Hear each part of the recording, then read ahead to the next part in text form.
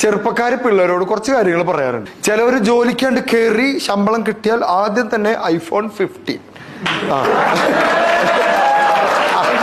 അത് കഴിഞ്ഞിട്ട് 2 മാസം കഴിയുമ്പോ ഡ്യൂക്ക്, എന്നിട്ട് ഇതിലിങ്ങനെ ഇതാണ് ഇവരുടെ പരിപാടി.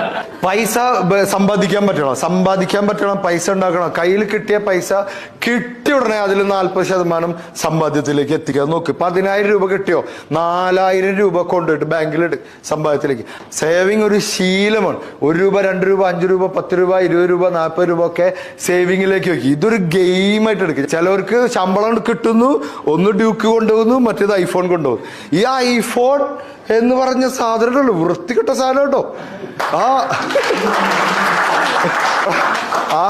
നമ്മുടെ ആൻഡ്രോയിഡ് മുത്താണ്. ഐഫോൺ നമ്മുടെ മുഖത്തെ നരയും മറ്റു